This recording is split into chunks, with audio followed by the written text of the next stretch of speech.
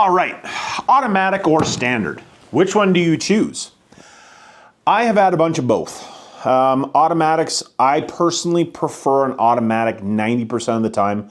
As it stands now, I live in the city, so I don't want a big rig all the time. And I tend to have a lot of problems with standards because of the way that I drive. The automatics don't have as much problem. And yes, I know it's a Dodge transmission. They're always broken. No, it's because your builder's garbage. That's why. Anyways, so if you got a first gen, second gen, we're only talking first gen, second gen trucks. I guess you could do third gen, basically the same idea, or third gen 5.9 trucks. All similar transmissions, whether it's automatic or standard, except for the first gens. Now, if you have a first gen, we're going to talk all sub 400 horsepower, okay? We'll maybe talk a little bit above 400 horsepower at the end, but basically all sub 400 horsepower. You have a first gen, basically the old get trashed or get rags for standard.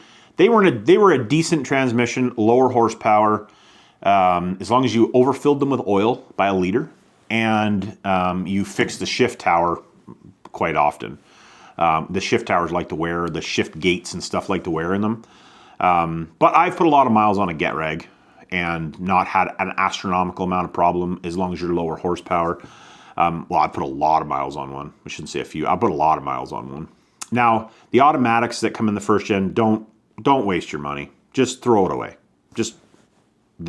It's either you're a 727 in the non-intercooled trucks, or you're a A618, which is basically a 727 with a overdrive unit attached to it. Just take that and hawk it in the scrap bin. That's where it belongs. Hawk it in the scrap bin. Now, if you're going to do an automatic or a standard, most guys with the first gens I find do standard swaps, which I understand is for simplicity's sake. You're not making a boatload of power, and you don't mind shifting gears. Then perfect. Do that. Now, the transmission that you're going to use, we'll talk a little later in the video, because there's a few different options, and which one's better, which one's worse. We'll talk a little bit about that. But on the automatic side, you can do a 47RH, which is a little harder to come by nowadays. The H stands for hydraulics, so it will automatically shift, and then you just have to power, technically ground, but power the solenoids, lock up, and overdrive.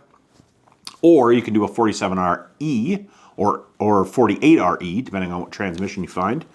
You can do one of those. Either you need to do manual valve body, which is fun if you're into that thing, or you can do some sort of controller, like Firepunk has a controller. There's a couple different controllers. Actually, I have a Firepunk controller that we're putting into the Shorty, which is my blue second gen, if you've never seen. Here's a picture. Which I have not finished yet, which is coming this spring, summertime. I'm not exactly sure because I got some stuff going on. But you can do that. Now, if you're getting into second gens, same kind of idea, but you're different. You're starting with either a 47RH or a 47RE, depending on the year of the truck.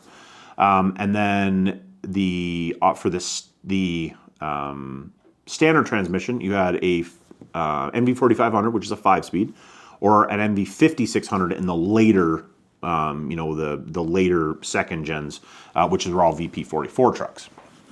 Now, all of those transmissions can be used. Now, if you're talking sub 400 horsepower, that's something I didn't talk about on the first gen. Sub 400 horsepower, all of the standards, all you need to do is do a clutch. And on the NV4500, you're going to have to do, well, I shouldn't have to do, but you should do a fifth gear fix so that the nut doesn't fall off and you lose fifth gear. Okay? That's because that sucks real bad. It's happened to me only one time. After that, I always made sure I fixed them. But it did happen to me one time. Now, the NV5600 did not have that problem, but they did have a little input shaft, I believe, on all of the second gens. I could be wrong. If you know the answer, put it in the comments, because I could be wrong on that one.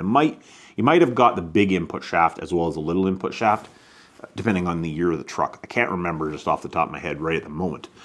But then if you go into a third gen, you're going to be a 48RE, or on the standard side, or 48RE for the automatic, and then on the standard side, you're going to be either an NV5600 or a G56.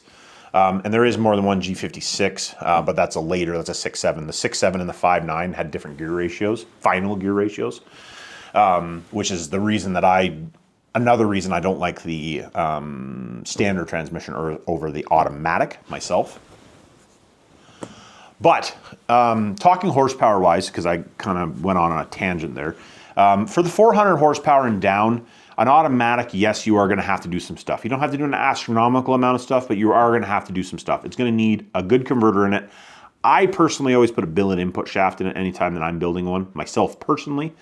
And then there's a few other little upgrades. Now, yes, it's going to cost you more to do an automatic than to do a standard swap, and that even with the price of the clutch. Because even a really good clutch at that horsepower level, let's say it's going to cost you $1,000 US for the clutch and the pressure plate, the flywheel, and the hydraulics setup, right? Okay, it's going to cost you about $1,000 US, give or take. I don't know just exactly off the top of my head, whoever's clutch you're using.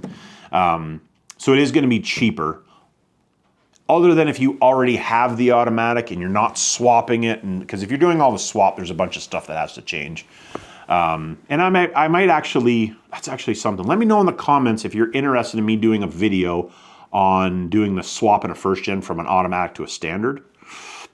Because I could actually set out all the parts and let you guys know if you want me to do a video on it.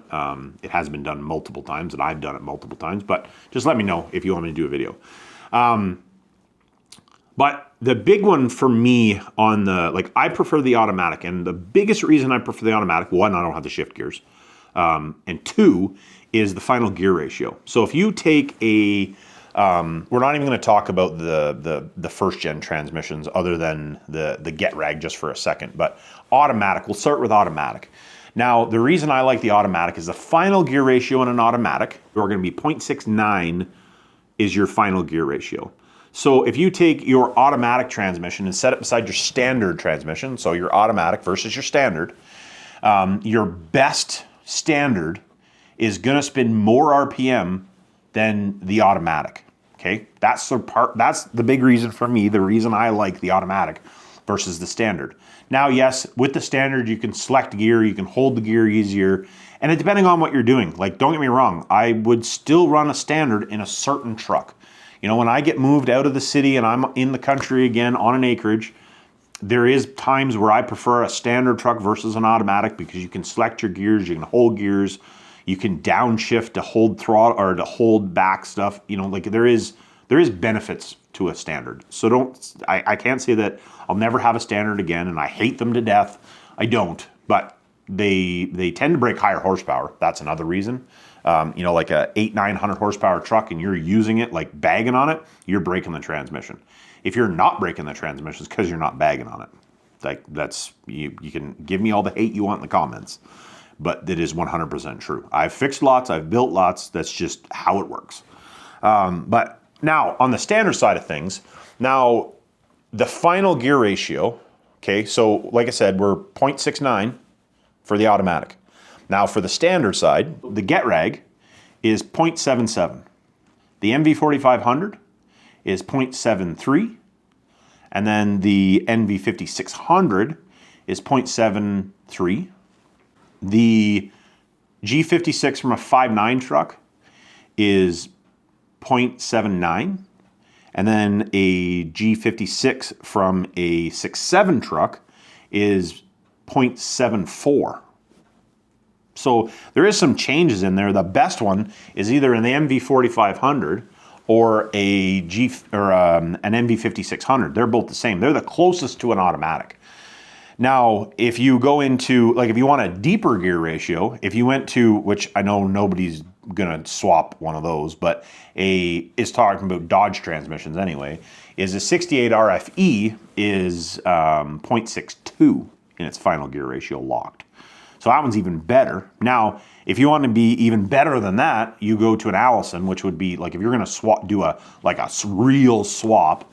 I personally would do a 6-speed Allison, which is your 0.61 for one of those. So it's, you know, it's all in what you're trying to do. Like the 6-speed Allison, I personally think for an automatic, especially if you're doing towing and that type of stuff, like fast shifting, maybe not so much. But like we're talking tow truck. You know, like you could put one of those in with a good converter and never ever touch it in stock form in a 400 truck in your entire life. You'd never have problems with it. Okay, I can't say never, but you shouldn't have problems with it as long as you're putting a good transmission in to start with. But it's one of those things. A lot of this has to do with like, what are you doing with the truck? What do you want to do with the truck? Some guys like shifting gears. Some guys don't like shifting gears. Like I hate shifting gears in the city. It's the reason I don't have a standard. If I lived in the country, you know, probably a couple of my trucks would be standard just because, you know, like I'm not driving around in the city all the time. Now, if you want to go fast, take the standard transmission and hawk it in the corner of your shop for when you get old and you don't want to go fast anymore. Because going fast and the standard transmission don't really mix. It's hard on the truck. It's hard on the transmission. It's just it's hard on stuff. Put an automatic in it and just be done with it. My opinion, anyway. But we're at the point now where, you know, the automatic transmissions, you know, you get a good builder, you're good to go. Standard transmission, yeah, okay, you're probably going to have to build it, you know, unless you're getting something that's a real low mileage. But be realistic. You're not finding a lot of low mileage ones anymore. You know, like you're talking like if you have an MB4500, the last time they made one was in 2002.